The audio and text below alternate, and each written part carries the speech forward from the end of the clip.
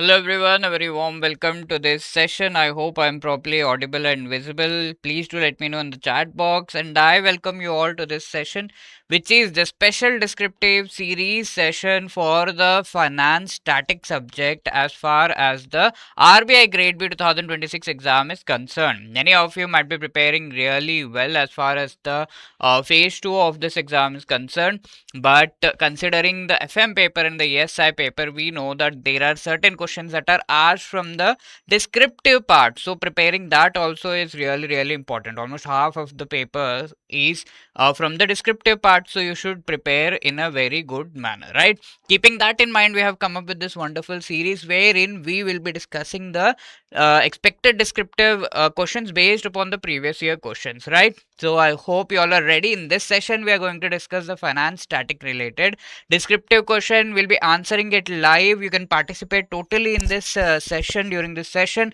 and we'll be trying to frame which kind of answer can you write when you are attempting the actual descriptive paper. Before moving ahead, let me just tell you that we have come up with this wonderful RBI Grade B guidebook wherein you'll be finding previous year questions right from 2019.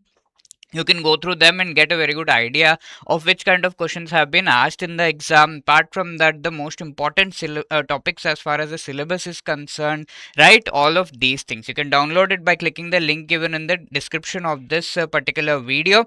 And let me take you through the schedule of the special descriptive series. So as you can see here, the series started with management subject, because in the FM paper you have questions asked from the management part. Okay, so at least half of the questions are from the management part, and at least 25 marks is something that has been allocated for the management part.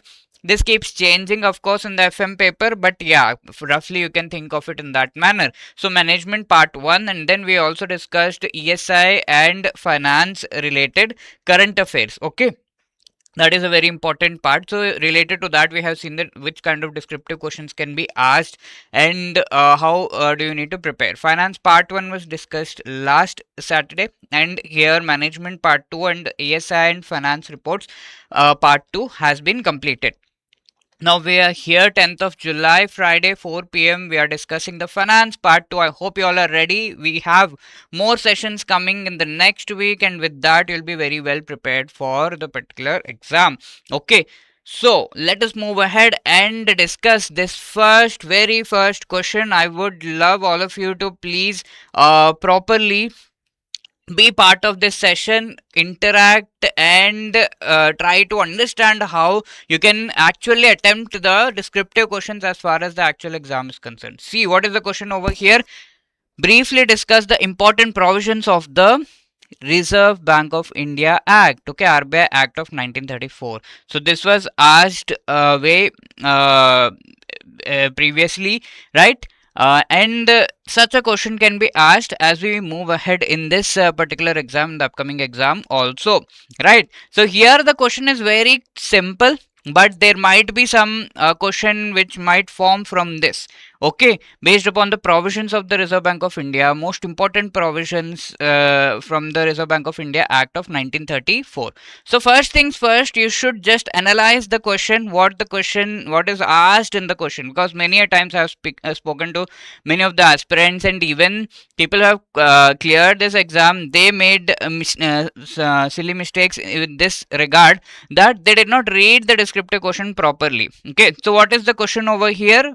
Just try to find out what is the question, and then try to find out how many micro questions are there in that particular descriptive question. See, briefly discuss. See, the keyword over here is discuss. Okay, so you have to give all the sides as far as the particular topic on which the question is, the positive sides, the negative sides, and also good conclusion, what are the challenges, everything. Discuss means whenever we discuss, what do? We discuss everything, isn't it? This is the thing. But yeah, this is also correct, but yeah, this can happen like that. So the when you see that the question is on discuss, you'll have to give everything. What is to be discussed? The important provisions of the Reserve Bank of India Act of 1934. Pretty straightforward. Finance static, as I already told you, the questions are straightforward, but yeah, you need to present it properly and give all the details in the proper manner. Now tell me, Reserve Bank of India Act of 1934, how are you going to give the introduction for this particular answer? So of course there are three parts. First things first, you should give a proper introduction to the answer. Then you have to go ahead and discuss the body part, and then the last one is the conclusion, isn't it? So what will be there in the introduction? Can you just think of it? First of all, what you have to do whenever you are describing the provisions, what does provision actually mean? You will have to give what are the different sections of the Reserve Bank of India Act of 1934, and then discuss them, discuss their importance. Also, if there are any other important things in this particular act, you will have to state that. But first thing is that how are you going to introduce this topic in the answer? Please tell me in the chat box, what are you going to do? We are brainstorming over here, and whoever is watching this session, I request all of you to please participate and let me know what are you going to do when this question comes in the exam. Okay, many of you might be preparing for the upcoming mains or the phase 2 examination, so please let me know. So as the question over here is, you will have to first of all describe about the Reserve Bank of India Act of 1934, isn't it? So pick that thing first. This RBI Act of 1934, this particular act, why did this act come into being? First of all, that is what you will have to tell about. A little background has to be given. The main aim or the objective of this particular act is to be given out. So Reserve Bank of India Act was brought out obviously in 1934, and all of this began with the recommendation, you can just mention recommendation of Hilton Young Commission, right? And as we moved ahead, this particular act came out. So RBI was established as per the recommendation of the Hilton Young Commission. I hope you know, right? And it was a basis. First thing is, it was the basis. You will have to put all the words in this, right? How connecting things, right? But you should know what are the key aspects that you will have to mention. Basis, not basics. Basis for the establishment of what? RBI. What was the main mandate or duty that was designated to RBI as per this particular act? First thing is, RBI had to take up the role of managing the currency. Okay, currency management in India. Who used to manage the currency? Currency was actually managed by the government of India and the Imperial Bank of India previously, but that role has to be taken up by RBI. Okay, so this is the very introduction wherein you are giving a little background. You are telling why this act came into being completely, and in this way you are going to introduce. Okay, now you will also be describing that this particular act is mandating RBI so as to even manage the money within the economy, Indian economy, isn't it? Managing money, how? Managing how RBI is going to manage this money in Indian economy as per this act. Can anyone tell me what is there in this act that actually mandates RBI to manage money within the economy? Okay, so this act has the provisions with respect to the monetary policy and monetary policy committee, through which Reserve Bank of India, of course along with the government of India, is going to manage the money within the economy. Okay, so these are the basic aims. You can also mention, if you remember at that time, that this provides RBI, you can mention along with this, that RBI becomes the sole note issuing authority in India as per this particular act. Okay, so considering the importance of this act, the various sections of the act are to be discussed, and we are going to discuss the same. You can just give this connecting line and then move into the body of this particular answer. Now tell me what will be there in the body of this answer. You have given a brief introduction, a little background of the RBI Act, how this act is important. You can add a few things here, but at least you should mention why this RBI Act is important. Okay, then you are going to give all the provisions as far as this particular act is concerned. You will also mention that here there are 5 chapters and then 61 sections. You have to remember these things, and then you have to mention that what this act is all about. Okay, there are a few schedules also, and you will be mentioning a few important schedules as far as this particular act is concerned. Now tell me very quickly, in the body, first of all, we will be beginning with the most important provisions of the RBI Act. This is something that is very, very basic, and you should definitely know if you are giving the RBI exam. What are the most important provisions of the RBI Act? Tell me. If I start with describing the first part, I will be describing some of the schedules of the RBI Act. In the second part, I will also talk about the provisions of the RBI Act. Okay, schedules are like lists. Okay, important lists that are there in this particular act. Provisions in the sense you will talk about some of the sections of the RBI Act. Now tell me, what are the most important schedules as far as RBI Act is concerned? Okay, there is this schedule 1, isn't it? Then there is schedule 2 of the RBI Act. Now tell me what is there in schedule 1. Anybody from the people who are watching this session, please tell me in the chat box, because this is very important. Might be a question directly or indirectly, might come from this for sure. So you should be knowing that what is there in the first schedule of the RBI Act. Everybody, please tell me if anybody can answer this question. Right? No one. Yes, Hilton Young Commission.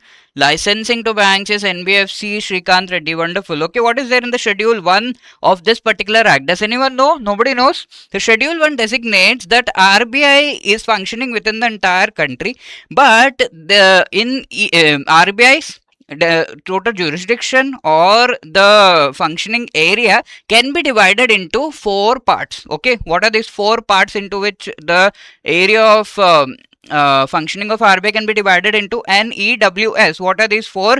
North, East, West and South, isn't it? Now what are the areas specifically which come under the North region? What are the areas that come in the East region, West region and South? And that's all. This is what is mentioned in schedule 1. Now schedule 2, isn't it one of the most important schedules of India, mentioning considering any act on that has been that we brought about on the Indian soil. Okay, schedule 2 of Reserve Bank of India Act. Why is it so important? Anybody, can you tell me what list does the schedule 2 of Reserve Bank of India Act consist of? See, this session is for all of you. Please try to answer this question. I'm waiting for your answers over here. Schedule 2 of RBI Act, what does it consist of? Nobody? Okay, what is there in schedule 2 of this RBI Act? I hope to see the answers. This is very, very important part. In the schedule 2, there are certain entities, financial institutions mentioned. What are these financial institutions? They are the scheduled banks. Okay, do you know about this? I hope you know, right? There are these banks. Yes, schedule 2 banks are included in this list. Okay, yeah, licensed banks, but these are more specifically called the scheduled banks. Okay, Shrikant, is that fine? Yes, your answer is also right, but they are more specifically called the scheduled banks. There might be scheduled commercial banks, there might be scheduled cooperative banks. Okay, all of these are mentioned over here. Why certain banks are mentioned? Most of the banks in India are mentioned in this particular schedule, but why are they mentioned specifically in this particular act is that these scheduled banks have certain privileges in comparison to the non-scheduled banks. The scheduled banks actually have to go for complying with certain conditions, and then they can be made part of the second schedule of the RBI Act, and then they get certain privileges, or they have certain specific privileges provided from the RBI. What are the privileges? How are they different from the non-scheduled banks? These banks actually can borrow from RBI as per the what is the corridor through which the banks generally borrow from RBI, or through which banks keep their money with RBI. Yes, does anyone know about that corridor? It is called the Liquidity Adjustment Facility, LAF. Okay, they can borrow through the LAF, but non-scheduled banks cannot borrow. They can only borrow during the emergencies. What is the other thing that differentiates scheduled and non-scheduled banks? Scheduled banks actually have access to the clearing houses, and so checks that are passed to the scheduled banks, they get cleared very quickly, but non-scheduled banks do not have access to that. Okay, so there are certain of these differences, but of course you need not go into the differences, but you can just mention that there are certain features so there are certain privileges that the scheduled banks get, and they are listed in this particular act.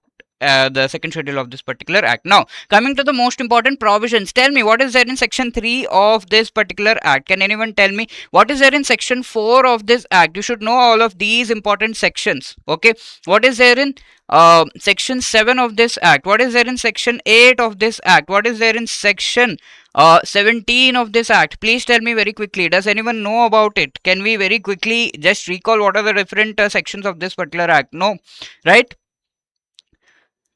So, section 3 actually provides RBI with the mandate. It makes RBI the sole note issuing authority. Sole note issuing authority. Okay, I'm quickly letting you know. Section 4 mentions that RBI actually was formed with the help of a certain initial capital. Okay, so it talks about the capital of the bank and how much capital initially was something that was designated for RBI. This has been asked in various of the exams also. So you should know what is mentioned in the act, that this much was the capital with which RBI began its function. Now, section 7, this is very, very important. Remember Urijit Patel case. Okay, so at that time, what happened? So, section 7 provides RBI with the powers so as to give directions to the Government of India gets the power to give directions to RBI, okay, through section 7 of this particular act. Now, section 8 mentions about the entire structure and formation of the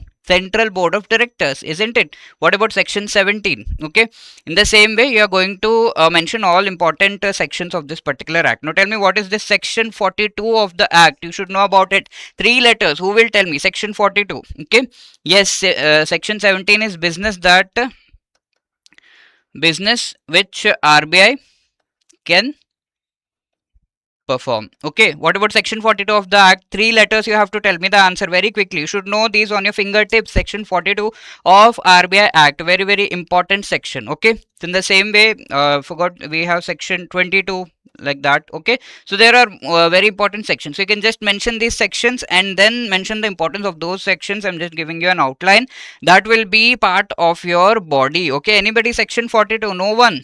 Okay, please tell me now what will be there in the conclusion. Now, as we have mentioned all of the important provisions of the RBI Act, what will be there in the conclusion? So this provides RBI, this makes RBI as the sole note issuing authority, and it may also makes RBI as the sole authority to manage coins. Although minting coins is something which is a mandate of the Government of India, but RBI can manage the coins. Along with this, the currency management is very properly taken care of. Okay, I would like to add over here section 45 Z A Z B. Okay, so all of these sections you should be knowing, right? And along with that, RBI's mandate of what is the RBI's mandate? Mainly to manage the stability, price stability in the country. Okay, so price stability is properly managed by RBI as per the provisions of this RBI Act. Okay, no one knows section 42.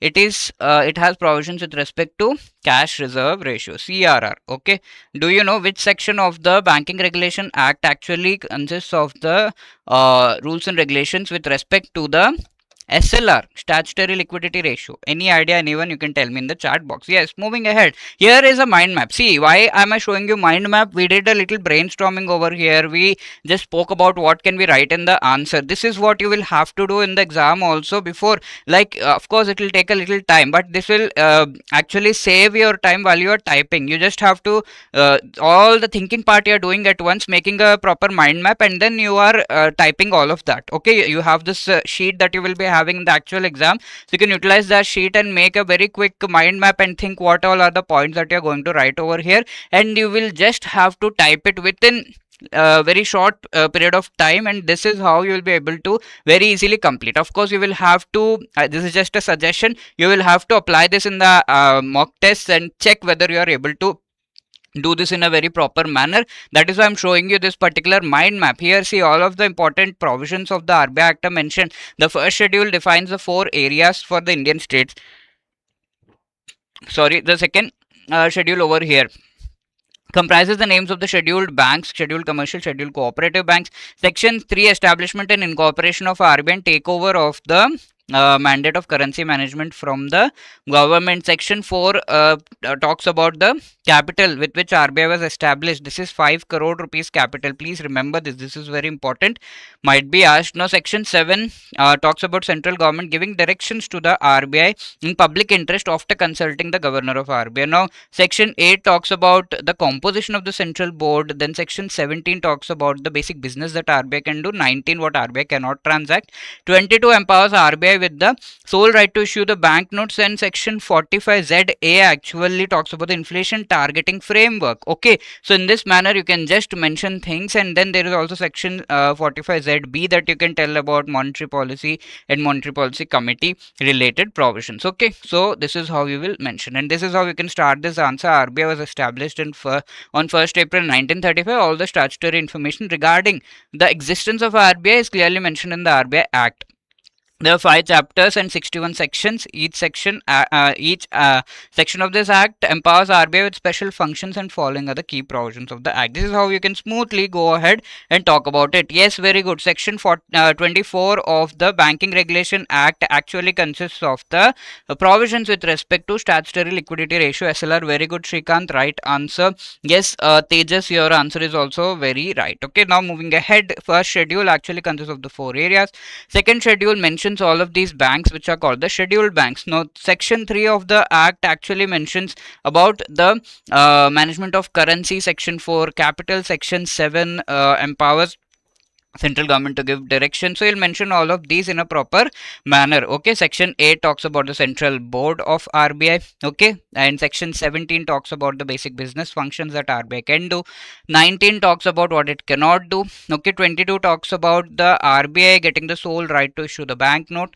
ZA talks about the inflation targeting framework. And finally, how are you going to conclude? To conclude, the role of RBI has been redefined through gradual evolution and adoption along the same statutory changes which were done in the year of 2016. Okay, so as we can see, in 2016 there were major variations or changes in the RBI Act, and the inflation targeting framework was added. So you can mention about that. Inflation targeting framework was added, and this helps RBI to maintain or target the price stability while keeping in mind the objective of growth. Okay, can anyone tell me, if RBI's mandate is to manage the price stability, whose mandate is to manage the financial stability? Whose first priority is to manage the financial stability in India? Can anyone tell me which entity in India actually manages financial stability in India? Please tell me, because RBI's mandate is to take care of the price stability. That is, RBI has a inflation targeting framework. It targets inflation, but who targets growth, GDP growth and financial growth in India? Okay, financial stability. Tell me in the chat box. Now, this is the second question. Explain the role of RBI in supervision and regulation of the financial markets. Okay, very simple, but yeah, it is very much deep, right? It talks about the role of RBI in the supervision and regulation of the financial markets. Again, where to start talking about this particular answer? What should be there in the intro, what should be there in the body part, and what should be there in the conclusion of this specific answer is something that you will have to think about. First of all, have a look at this particular question and see if there are any micro questions. Is this question, yeah, very good, Ministry of Finance, or we can say Government of India is actually the one who takes up the role of managing the financial stability in India. Very good, Shrikant, wonderful. Now, talking about this question, explain the role of RBI in supervision and regulation of financial market. Is this just one question? Yes, Ministry of Finance, right? Shubham Kumar, correct hai. Is this just one question, or there are multiple micro questions in this particular question? Please tell me how many micro questions are there in this question. Please let us do some brainstorming. Quickly tell me a number. Explain the role of RBI in the supervision of and regulation of the financial markets. Okay, is it just one question, or there are micro questions in this? If at all there are micro questions, how many micro questions are there, or how many parts into which this particular question can be divided into? Okay, Please tell me very quickly if you can in the chat box, right? So if you see this question, it talks about role of RBI. What is the role of RBI? Of course, where in the supervision and regulation of the financial markets, right? So here, as you can see, we are not just talking about regulation. We are not just talking about supervision. We are talking about supervision and regulation both. So it's not just one question. There are two micro questions in this question. Okay, so please remember that. Many people just mention about regulation and leave. Many people just mention about supervision, a little about regulation, and then they leave. You will have to cater to both of them in a very proper manner. You will have to tell about both of them. Yes, section 1724, all of them are very much important. Now, talking about supervision, regulation, all of these are actually the functions of RBI. Okay, so how are you going to give an introduction to this particular answer? Can you just tell me how are you going to give? The answers, the introduction to this particular answer should mention what is the specific role of RBI. Out of the entire set of role, okay, all the roles that RBI plays, we are talking about only supervision and regulation, isn't it? Which is the most important role of RBI. So here what you have to do, you will have to talk about first of all role of RBI.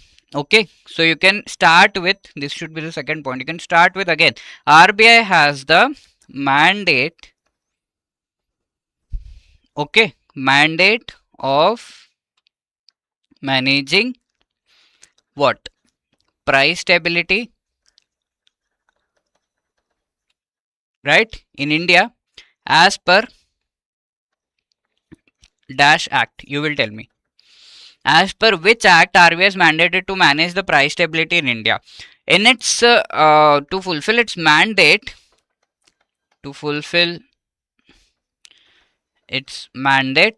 what does RBI do? RBI takes up the role of, I'm just writing all of the answer, but yeah, you should get a basic idea. Role of regulator and also supervises the financial sector, right? So we will talk about all of those things. You can mention other functions also, right? Whatever are the other functions, like it acts as the banker to banks. Okay, you can just mention some functions over here in the introduction. It acts as a lender of last resort for the banks. Okay, in this way you can mention all of the role. There is a developmental role, the educational role, right? It also manages a public debt, it manages currency. You can mention these things as far as the role of RBI is concerned, and then this is how you will introduce. The most important, the third part would be the most important role of RBI is regulation and supervision of the financial markets, isn't it? So you'll mention this, and that is what we are going to discuss. So you'll mention this, and then you will keep moving towards the body part. Okay, so I hope I'm properly audible. Yes, so we will move towards, this is how you will give an introduction, wherein you are just mentioning that RBI has some mandate. To fulfill that mandate, RBI actually goes ahead and takes up the role, and it has certain functions. And apart from that, you'll mention that the most important function, sorry for the handwriting, most important functions over here are of the supervision and regulation, and that is what we'll be discussing. So here you will move into the body part of the answer, and what are you going to mention in the body part? Please just tell me. First of all, you'll be talking the most important out of regulation and supervision. What is the most important one? What is meant by regulation? What is meant by supervision? Yes, providing directions and issuing circulars. Yes, wonderful. That is what we can say is the you may also mention the definitions of regulation and supervision. Regulation is to come up with rules and regulations, rules with respect to the functioning of the financial markets. Okay, and supervision is to see that those rules and all are being followed and guide all of the entities, regulated entities, in what manner those rules and regulations can be followed. Okay, so regulation basically means to make the rules and regulations, okay, to make the rules, laws and all with respect to how things must be in the financial market. Now supervision means to oversee that those rules are being followed or not. Are you getting the difference? Okay, are you getting the key points over here, key aspects over here, right? Once you're clear with that, you'll be able to give a good answer. So first of all, you'll talk about RBI's basic role of making the rules. Okay, making rules, coming up with directions, yes, directions, issuing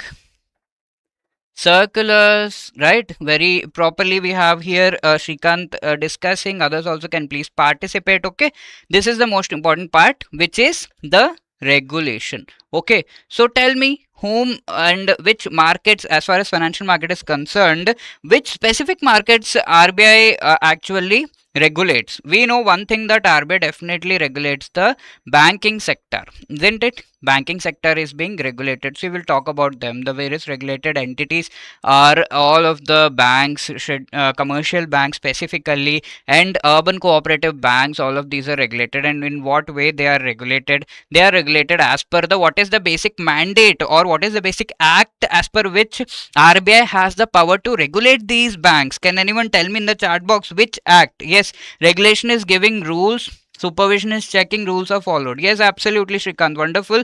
Yes, if we talk about yeah, banking sector for sure, and then the money market is also regulated by RBI, isn't it?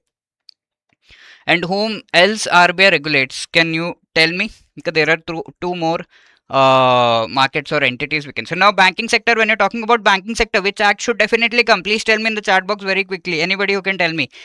Banks and all of the scheduled commercial banks and other urban cooperative banks are regulated. Why I'm not talking about all cooperative banks? Because obviously some of them are not regulated completely, some of them have a dual regulation. You can mention these things also, but yeah, you should definitely mention the act according to which these banks, the banking sector is actually regulated by RBI. Obviously it is the Banking Regulation Act, isn't it? So this is something that RBI actually regulates. Now money market is also regulated. Yes, very good. RBI also regulates the NBFCs. Okay, RBI regulates the NBFCs, and it also regulates the government securities or the securities market, we can say.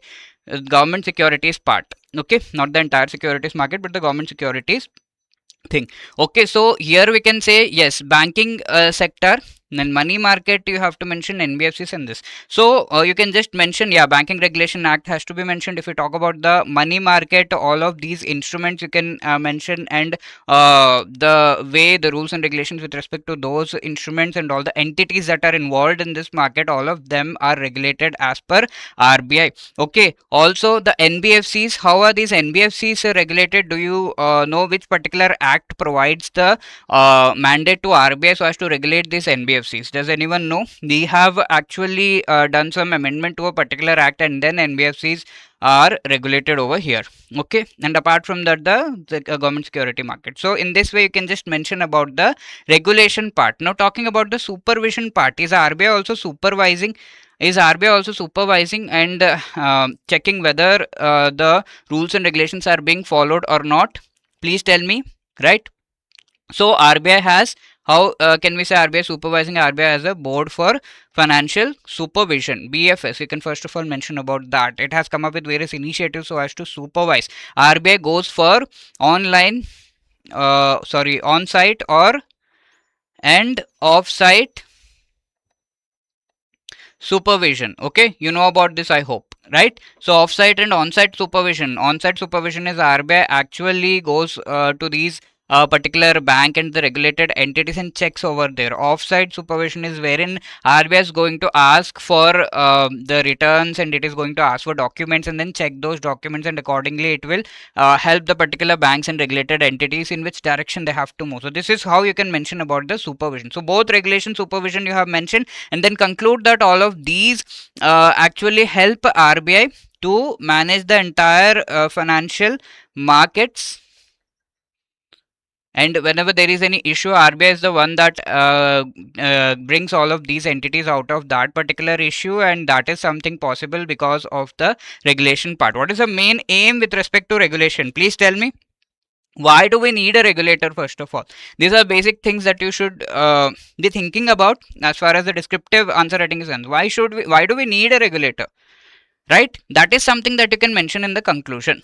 Okay, why do we need a regulator? Why do we need a entity that supervises? Yes, fines, penalties, license cancellation can be mentioned. Yes, definitely you can mention about all of these things. I'm not going into the super details. I'm just giving you the overview that these are the points that you can mention, and then of course you can give the details. And do remember that you have only 600 words over here, 15 marks. So both supervision, regulation, the answer becomes lengthy, so please manage the time accordingly. Now tell me, why do we need a regulator? We need a regulator so that all of the, firstly, the first and foremost thing is that the public interest is public, okay, or the people who are becoming customers, they are actually having all of their rights properly managed. Okay, they are not going for any loss. Second thing is, all of these entities that are being regulated, they should not face any issue, isn't it? And a broader aim is to see that the price stability and financial stability are also managed. Yes, transparency, then promote competition, fair competition between all of the entities is something that the regulator has to take care.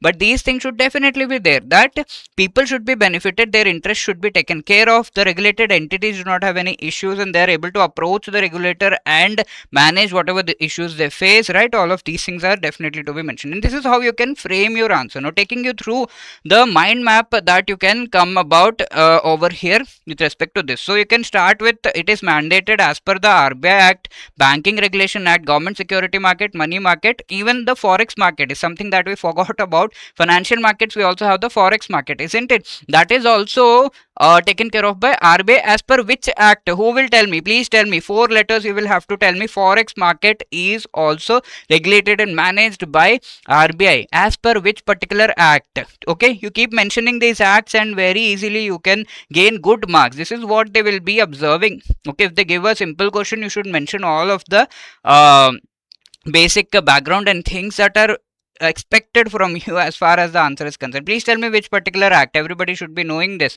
Forex market is regulated by RBI as per the Foreign Exchange Management Act of 1999. Okay, I hope you remember. Yes, wonderful. Shrikant is doing wonderful over here, and I hope others are also going to answer well. Okay, so the regulatory role is here, it is the rule maker. Okay, rules of the game is something that are set by RBI for safety and solvency of these regulated entities.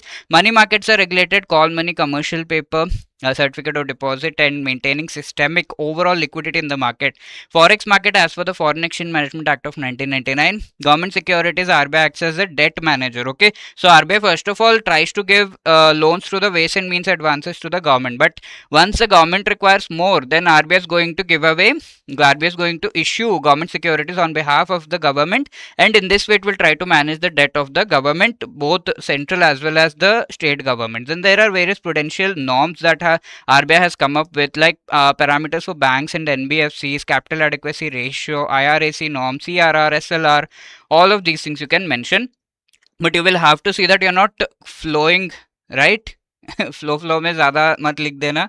Please see that you maintain the word limit. Okay, for the introduction it should be 10 to 12% of the word limit, and rest in the body, and at least 10% you should leave for the conclusion. Okay, definitely there should be a conclusion. Now it's also the watchdog, that is the supervisor. Okay, on-site inspection, off-site surveillance, and enforcement of various frameworks, like prompt corrective action framework can be mentioned over here. PCA framework, restricting certain banks which are found to be not doing quite well as far as various parameters are concerned, they are put under this particular framework. On-site inspection through the CAMELS framework, you can mention about it. Off-site surveillance through the data that RBI takes, you can mention about CRILC, Central Repository of Information about the Large Credit. Please, you can mention these things, and with that you will be able to properly manage. You can also add over here, like it also regulates and manages the payment and settlement systems, right? It is the centralized payment system is totally owned and managed by RBI, which consists of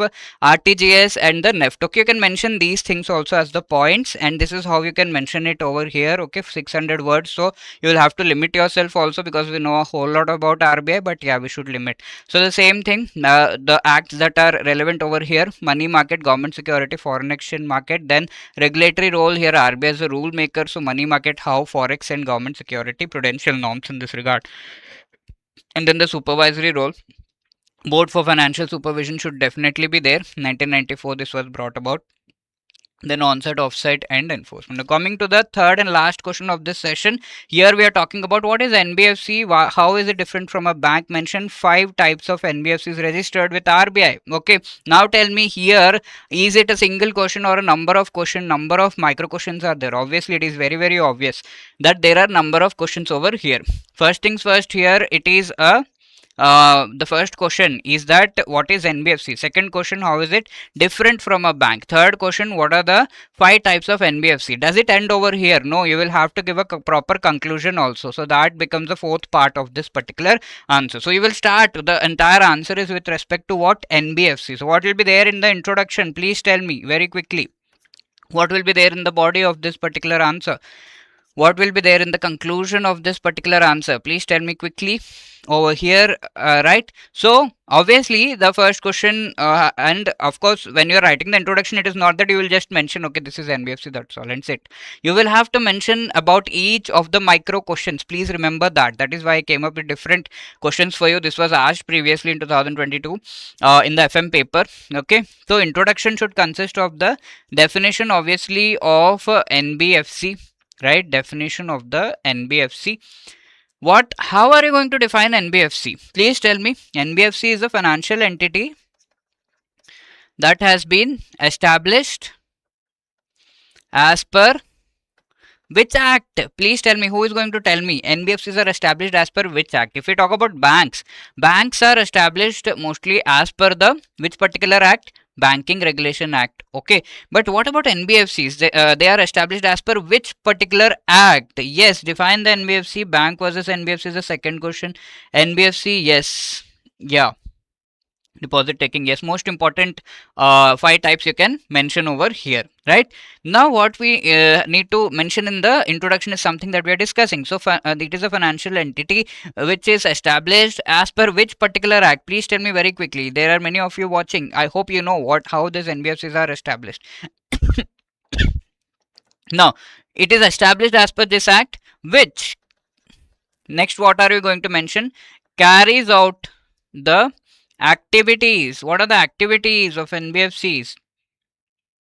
Taking, deposit and giving loans and advances, isn't it? Why is it called NBFC? Non-banking financial company. Okay, so the last word NBFC, the C part, tells you which act. Tell me which act. Now I hope you must have got the idea which particular act. Yes, very good. Companies Act. Okay, others can also please answer. Companies Act is something based upon which the NBFCs have been established. That is why they are called a company. Now what about the NB and the financial part? Okay, so NB is non-bank. Because why they are non-banking? Because they are not established as per the Banking Regulation Act. You should know it, no need to mention it. Just mention they are established as per the Companies Act. Then financial, why they are still called financial? Because they have the function. What are the functions? That is something that you have to mention. Functions are, they take up the activities of taking, deposits, giving away loans and advances, and also they indulge in various kinds of activities like they also go for leasing, hire purchase, various sectors they give loans. Okay, equipment related loans are provided, a whole lot of things. So you can mention a mixture of them. So this is a basic thing that you need to mention. Now, are they different from a bank? That also should be there in the introduction. They are different, definitely, from a bank, right? And these differences is something that we're going to see. And the third part should be, there are various they're different from a bank. Basically, banks are, you can mention over here, banks are established as per the Banking Regulation Act by Regulation Act. Uh, that is the first and foremost difference as far as NBFCs are concerned, and then the remaining difference we'll be discussing. But there are also various types of NBFCs that should be discussed. Okay, types of NBFCs that should be discussed, and we will be discussing about them. And what you can mention over here, okay, the question itself says that you have to mention the 5 types of NBFCs. So apart from, there are various types of NBFCs, what you can mention, there are various types. The classification of NBFC is done on the basis of what? On the basis, mainly they are classified on the basis of activities that they do, and this is something that we are going to discuss. Okay, you have to mention this. NBFC, yeah, restricted deposits, no. DCGC cover, very good. Can't issue check, lending as per rules, yes, wonderful, wonderful, very good, Shrikant, that's great to see. I hope that is something that everybody is also trying to participate. So you can mention all of these things in a brief manner in the introduction. Of course, the introduction will be slightly larger, don't worry, go for the 12%, or you can breach a little, but introduction should consist things related to all the 3 parts that you are mentioning everything over here. Now go to the body of part. What are you going to mention over here? You have mentioned about NBFC, so describe about it. NBFC basically carries out the act. What is the role of NBFC? You will have to mention that, isn't it? So as Srikanth is also describing, you will mention about the role, that it is actually NBFCs are able to reach out to far off places where banks are not able to reach. So they help in financial inclusion, and they also reach to far off places and provide these banking related services to various people. They are also very much provide products which are very much customized. So you should know about the features of these NBFCs a little, and then you can start in this manner. You have mentioned about NBFC, what is an NBFC, their role you have mentioned, and then you will move into the description of the differences. But all of these things make NBFC different from a bank. Okay, so here we can see Shrikant has mentioned so many, that NBFCs cannot actually take up demand deposits. Okay, demand deposits cannot. You should be very specific over here, because the question is very specific. Then Shrikant also mentioned that there is no DCGC cover over NBFCs. But first thing, you can once again mention about the basic act based upon which these have been established. And talking about the Companies Act, RBI does not have major regulation. Okay, NBFCs are not completely regulated, although the RBI Act was amended so as to bring NBFCs under the RBI's regulation, okay, purview of regulation, but still NBFCs are not majorly regulated, because of which NBFCs actually are called, which kind of banking do NBFCs do? Can anyone tell me? Dash kind of banking. Can anyone tell me very quickly? NBFCs do this kind of banking. You can mention about this keyword. Whenever you're talking about NBFC, this keyword should definitely be there. Okay, that is a issue, and that is a feature also, and that differentiates provides a differentiation between banks and NBFCs. Which kind of banking do NBFCs actually perform? Okay, so you can just mention the differences. Now coming to the third part, you can mention the 5 types of NBFCs. Okay, asset finance NBFC, right? Like that, you can just asset finance company, you can just mention in that manner all of the 5 types. So which kind of banking do NBFCs do? Does anyone know about it? You can just tell me in the chat box. If when we are talking about NBFCs, they do this kind of banking, we generally say. They have mentioned all the 5 types, mention the definition of them, and then you will move ahead with the conclusion. Now in the conclusion, you will say that NBFCs, although you can just go ahead, although they are not regulated so much, but they have this particular role wherein they are able to reach to the far off places and help in the financial inclusion. Although the purview of the regulation of these NBFCs must keep increasing, right, and in a regulated manner, the NBFCs can function in a more precise way. Okay, so you can mention all of these things in the conclusion, giving a positive solution to all of these things. Is that very clear?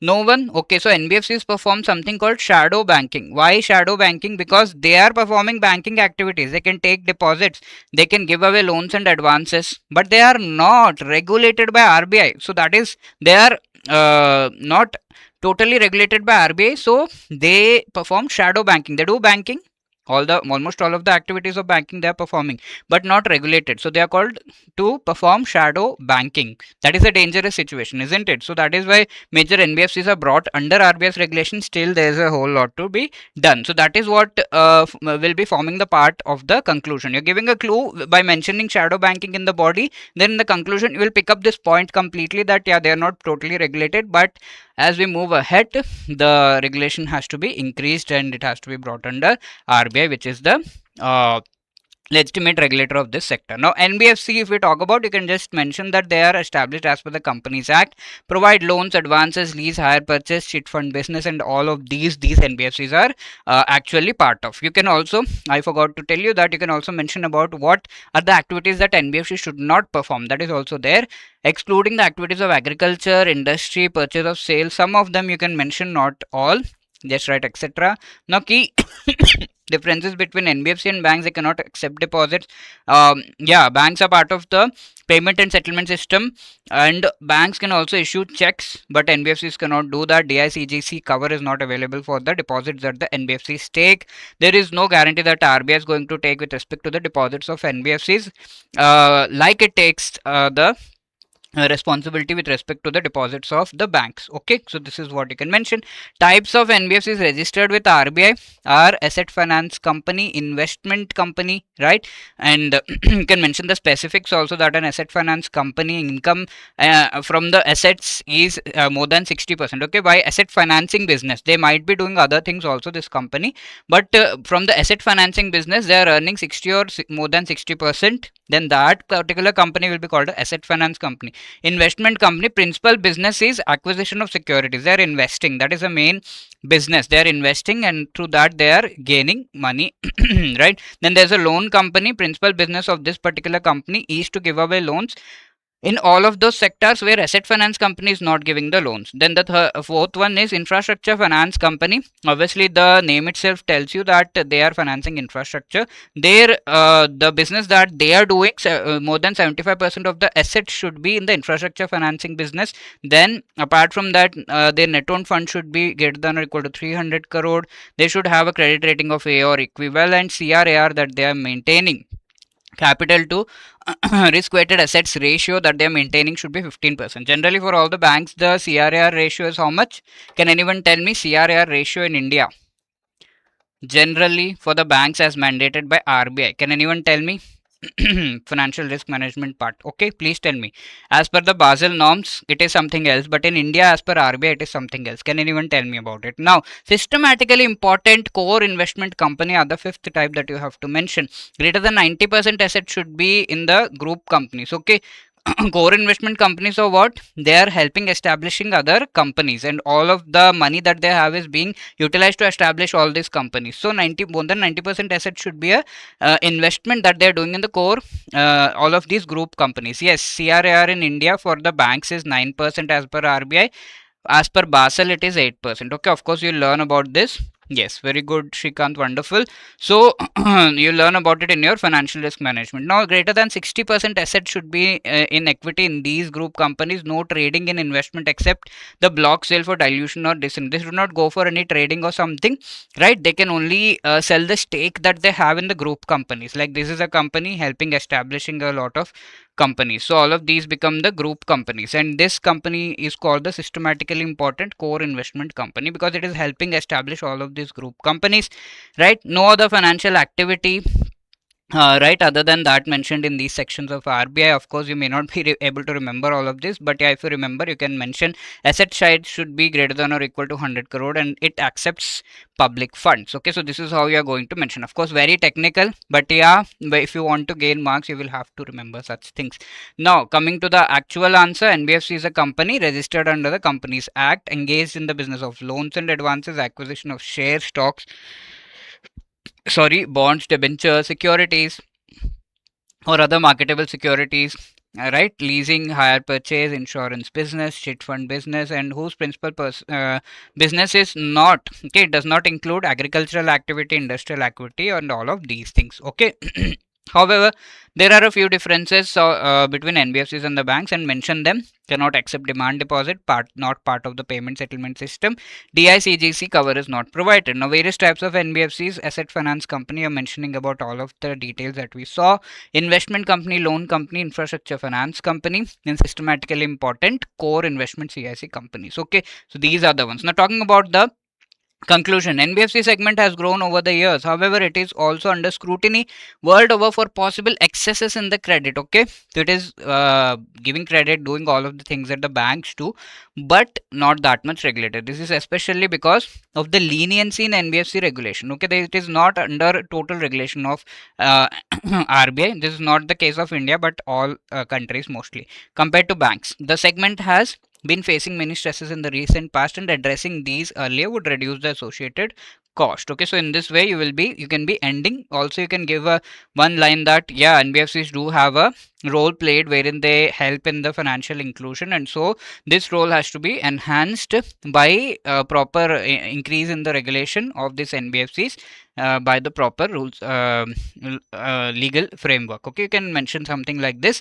in a positive manner and end the answer. That is how you will be doing. Okay, so that was what we had to discuss. Of course, you might be thinking, Array sir, static finance, you have discussed only 6 to 7 questions, but these 6 to 7 questions are like discussing about 6 to 7 chapters as a whole, which form the most important chapters as far as finance static is concerned, from which questions can be asked in the upcoming RBI exam. Okay, is that very clear? So please do watch these and try to gain an idea with respect to how to answer these descriptive questions. If you did like the session, please let us know in the comment section. You can please let me know in the comment section, and if you have any other query or doubt to ask, you can definitely let us know. Right? Apart from that, people who are preparing for the upcoming year, right? So you can go for the RBI Grade B courses, edutab.in. You can just type that. And if there is anyone who's wanting to revise things at the last moment, of course, time is very less that is left out. You can just go for a Ramban. Okay, there are single PDFs with respect to the, let's say, static finance, one PDF, management, one PDF, and all of these you can very quickly revise from this particular course. Okay, even the current affairs, the documents are very less, and quizzes and all help you in preparing very well. Okay, so here we have phase 2 FM Ramban also. From this you can try to prepare, and if somebody is wanting to test and evaluate themselves, we can go for our courses. Okay, the test series for phase 2 and phase 1 and phase 2 test series we have, so you can go for that. People who are preparing for the next year, definitely you can go for our gold and silver courses. Gold courses for comprehensive preparation with respect to phase 1 and phase 2 and beyond, and silver courses phase 2 and beyond, if you think your phase 1 is something that you are totally sorted with. Okay, so wishing you all the best, people, especially who are going to give the phase 2 exam, and I hope these sessions are helping you, and do let us know if you have anything to ask in the comment section. Also, you can drop a mail at hello@edutab.co.in, or you can also call us on this number, right? All the best with respect to your preparation. Thank you.